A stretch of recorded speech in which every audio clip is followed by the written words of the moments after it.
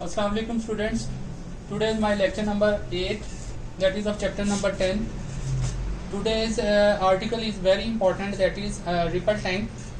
Ripple tank is a device which is used to produce very small waves, and these small waves are actually known as ripple. That's why it is known as a ripple tank. इसको ripple tank इसी वजह से कहते हैं कि इससे जो है ना वाटर वेव्स प्रोड्यूस होंगी, और वो बहुत मतलब कि स्मॉल वेव्स होती हैं जो कि ट्रे के अंदर, जो रिपल टैंक की ट्रे है इसमें ये प्रोड्यूस होती हैं, तो इसलिए इसको जो है वो रिपल टैंक कहते हैं। ठीक है, और रिपल टैंक जो है बेसिकली हम जो है इसको यूज़ करते हैं। कुछ करेक्टरिस्टिक्स हैं, देयर आर सम करेक्टरिस्टिक्स जिसमें जो है वो रिफ्लेक्शन है, रिफ्रैक्शन है, डाइफ्रैक्शन है।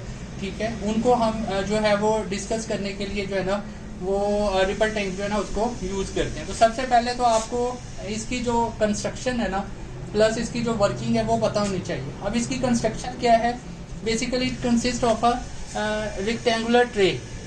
एक रेक्टेंगुलर ट्रे जो है इस पे ये कंसिस्ट करता है, और जो है ट्रे का जो बॉटम है that is made up of glass. उसके बाद एक ब्रिज है, ठीक है, और ब्रिज के साथ दो जो है रबर पैड्स जो है वो लगा दिए गए हैं। ठीक है, और रबर पैड के साथ एक वुडन प्लेट लगा दी है जिसको हम जो है यूज़ करेंगे वेव प्रोड्यूस करने के लिए, और उसके ऊपर एक मोटर लगा देते हैं that works as a vibrator, जो वाइब्रेटर का काम करता है। ठीक है, तो क्या है कि ये जो सारा प्रोसीजर है, ठीक है, इसको करने के लिए सबसे पहले मतलब एक दो पॉइंट्स है जो कि ध्यान में होने चाहिए। सबसे पहले तो ये है कि ये जो रिपल टैंक है ये इसकी इतनी ज़्यादा हाइट नहीं होती, इसलिए कि इसको किसी और टेबल पे रखते हैं, क्योंकि इसकी जो लेग्स हैं they are almost half metre in length, मतलब कि इनकी जो लंबाई है तकरीबन हाफ मीटर है। और इसके जो रिपल टैंक है इसके नीचे जो है ना एक वाइट स्क्रीन रख देते हैं जिसके ऊपर जो है ना फिर हमें इस तरह ब्लैक एंड वाइट स्ट्रिप्स जो है वो नजर आती हैं। ठीक है, जो कि वेव्स को शो कर रही होती हैं। ये कैसे शो करती हैं, ये किस तरह नजर आती हैं, ठीक है, इसका ये सारा जो है मैं आपको बताता हूँ।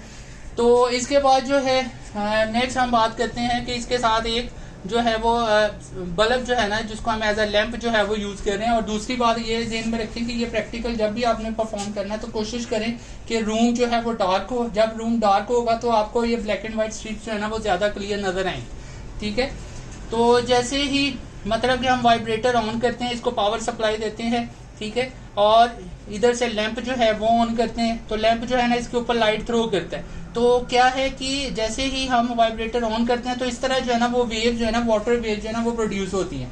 हमें सामने से जो है ना वो इस तरह नजर आ रही होती है। एक्चुअली अगर हम इसका 3D इफेक्ट देखें तो वो इस तरह होती है। ठीक है, अगर ऊपर से भी देखें तो मतलब कि जितनी इसकी विड्थ है उसके लिहाज से वेव जो है ना वो प्रोड्यूस हो रही है। ठीक है, अगर ये इसकी विड्थ इतनी ज्यादा है, ठीक है, जितनी ज्यादा होगी उतनी बड़ी मतलब कि मोटी वेव है, लेकिन सामने से हमें सिर्फ ऐसे नजर आ रहा होता है। ठीक है, और लैंप का क्या काम है कि इसने हमें ये ब्लैक एंड व्हाइट स्ट्रिप्स जो है वो शो करवानी है। ये कैसे ब्लैक एंड व्हाइट स्ट्रिप नजर आती है, तो इसके लिए क्या है कि जैसे ही आप वाइब्रेटर ऑन करोगे लैंप जो है वो ऑन होगा और ब्लैक एंड व्हाइट स्ट्रिप नजर आ रही है। वो क्यों नजर आती है, ऐसी क्या वजह है कि ये जो वेव है वाटर वेव्स, इनका जो ऊपर वाला पोर्शन है जिसको हम जो है वो क्रेस्ट कहते हैं, और नीचे वाला पोर्शन जो नॉर्मल पोजीशन से नीचे वाला पोर्शन जिसको हम ट्रफ कहते हैं, ठीक है, ये बिहेव करते हैं as a concave and convex lens, यानी कनकेव और कन्वेक्स लेंस के तौर पर ये काम करता है। ठीक है, ये जब क्रेस्ट से टकराती हैं तो क्रेस्ट जो है वो बिहेव करता है एज अ कन्वेक्स लेंस। तो क्या है कि हमें जो है ना वाइट स्ट्रिप जो है वो नजर आती है, और जब लाइट जो है ट्रफ के साथ टकराती है जो कि कन्वेक्स लेंस की तरह काम करता है। ठीक है, तो उससे क्या होता है कि जो लाइट रेज हैं लैंप की वो डाइवर्ज हो जाती हैं, वो फैल जाती हैं, जिससे क्या होता है कि हमें ब्लैक जो स्ट्रिप है ना वो नजर आती है। तो इस तरह ब्लैक एंड व्हाइट स्ट्रिप्स जो हैं हमें जो है वो नजर आती हैं। ठीक है, तो इस तरह हम रिपल टैंक को यूज करते हुए कुछ करेक्टरिस्टिक्स जो है वो उनको डिस्कस करेंगे वन बाय वन, जिसमें जैसे मैंने बताया कि वो रिफ्लेक्शन है, रिफ्रैक्शन है और डाइफ्रैक्शन है। ठीक है, तो पहले तो आपको ये जो कंस्ट्रक्शन और वर्किंग है ना ये आपको समझ आ जानी चाहिए। ठीक है, अब मैं नेक्स्ट आपको बताता हूँ।